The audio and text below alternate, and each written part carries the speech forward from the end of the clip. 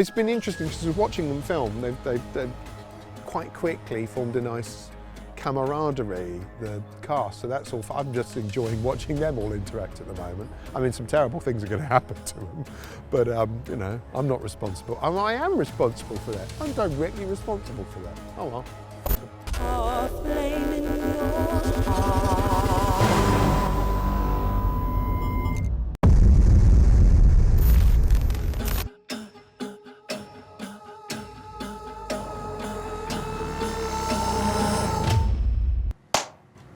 There we go. We're filming an episode of Black Mirror called Loch Henry.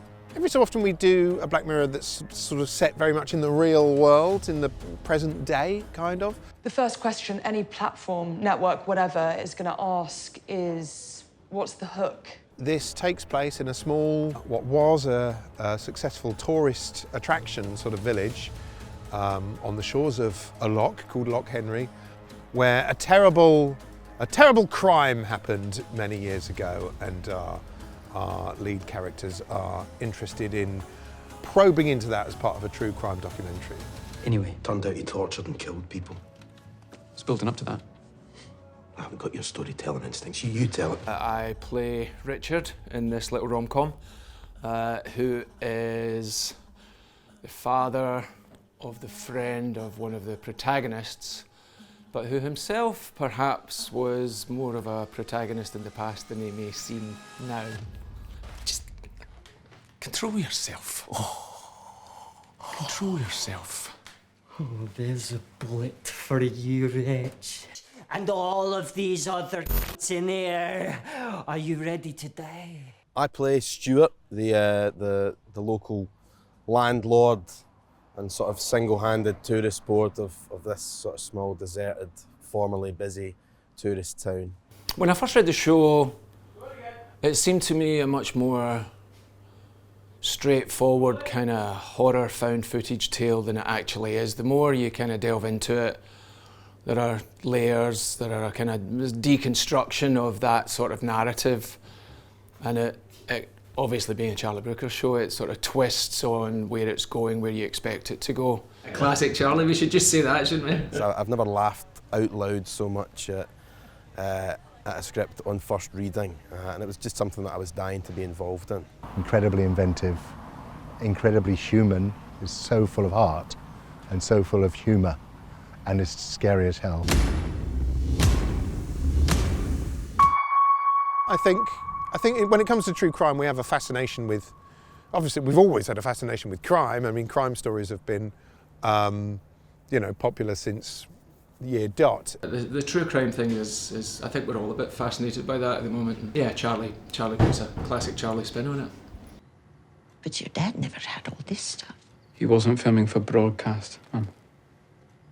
Can you imagine? This is something we slightly go into in the episode. There's a bit of an artistic veneer. There's a bigger artistic veneer that goes on now, I think, in true crime documentary making, where they look like Scandinavian art house movies or something. There's like a lot of moody, sort of very portentous and somber and serious, and it makes you feel like you're really settling down to watch something very important. And that helps take away from the slightly more gross rubbernecker sort of morbid fascination angle, because it used to be that crime documentaries were very sort of tacky and were all sort of about, like, you know, graphics with blood splashing about on the screen and world's most horrifying serial murderers, and now there's a sort of art house treatment to them that makes them feel more prestige. They are more prestige. So I don't know why. I don't know that there's anything that's changed in us as a people. I think that the treatment, the way these things are made, has changed slightly. Been years since I was in front of any kind of camera at all. Last time would have been that old one your dad had.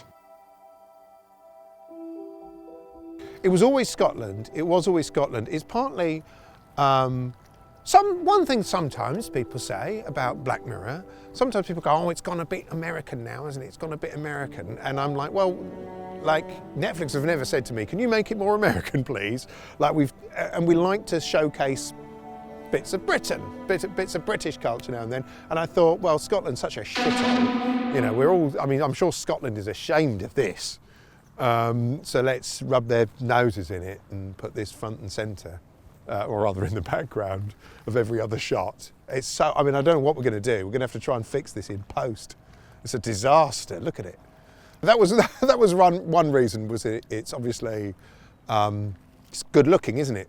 It's good looking, and that's sort of part of what's going on in the story. And there's a grit and a sense of humour. It's a darkly comic episode, this one. Not the end bit with your dad. What end bit with your dad? Can I just start from the beginning? Just you pretend you don't know the murder stuff yet. Sure. Okay. There's an unsentimental strand of humour, I think, that feels distinctly Scottish to me, and hopefully we're touching on that too. It's fun, and it's a great country, and it's great people, great crews. You know, it's got a great spirit. So, I've really enjoyed being up here. I'm a fan of true crime documentaries, I should probably say. I mean, a fan or a ghoul? I don't know. I can't work it out. I'm a ghoul. No, I was watching, several times I've been watching true crime documentaries, and I'm struck by the beauty of the landscape. Because often you're dealing with things where there's often not actually that much footage of people murdering people, strangely enough. So documentary makers often kind of pad out their films with moody shots of landscape, details around the sort of locale in which these terrible things happened. And quite often it's quite a seductive effect. And more than once I've been watching a documentary and found myself Googling where it is and seeing if I can book a holiday there or something like that. And so it was sort of born of that experience. That sort of becomes part of what this story is. In the story, the things that happened years ago tainted the place's reputation and killed off the tourist trade. And now there's a sense that actually maybe enough time has passed, and true crime being the sensation that it is, and people having giant TVs on their walls that can, that are a great showcase for beautiful drone shots, that actually maybe this is going to be pretty good for the tourist trade. It's quite a caustically friendly wink, I guess, at the genre in general. Another thing that's going on in this is we're sort of doing it's a little bit about TV making and the sort of process of cutting trailers together and the sort of bit of razzmatazz and the pitching you have to do and things like that. But no, there's a sort of certain look, isn't there now? There's a lot of fetishizing,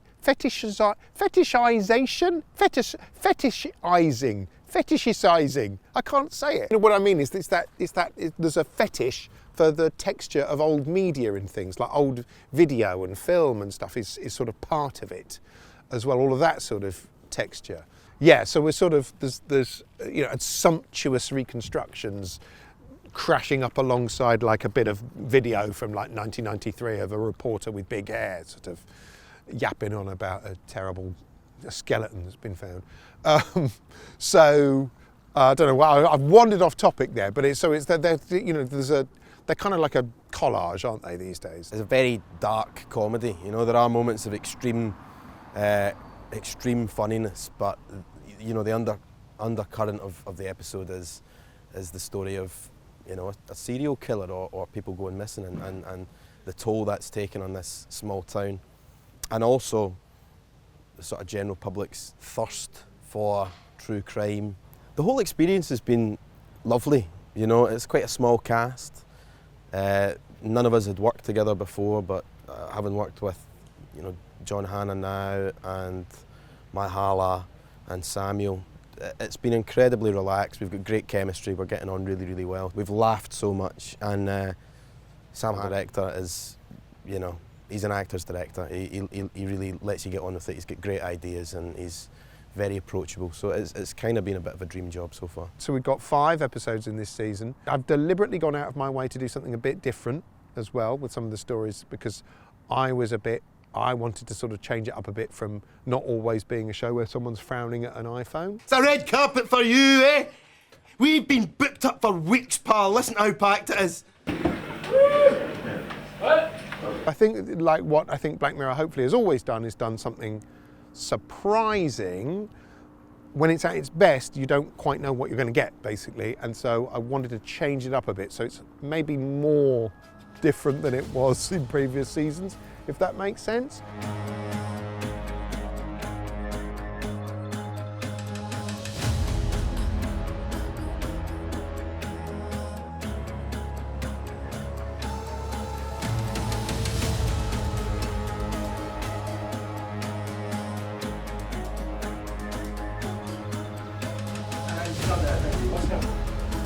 Can you get hold of any new material? Police interviews, diaries, that kind of thing? Yeah, we can look into those. Something unseen, unheard, unexplored. I've got a loose idea for a Bandersnatch follow-up, actually, but so there's always a chance. I think you'd need a really good reason to do it. So with Bandersnatch, I felt like we had a good reason to do it. Partly the story was helping explain why we were doing it interactively. You'd need a good excuse, basically, to be using something that isn't just a linear story. In terms of other media, I want to see a Black Mirror pinball table. That's what I want. I want one. When they make them, if they made them, I want one. Yeah, that's been my primary motivation for making this whole show, and it still hasn't happened yet. Yeah, no, it could do. I mean, I'd like to see graphic novels, you name it.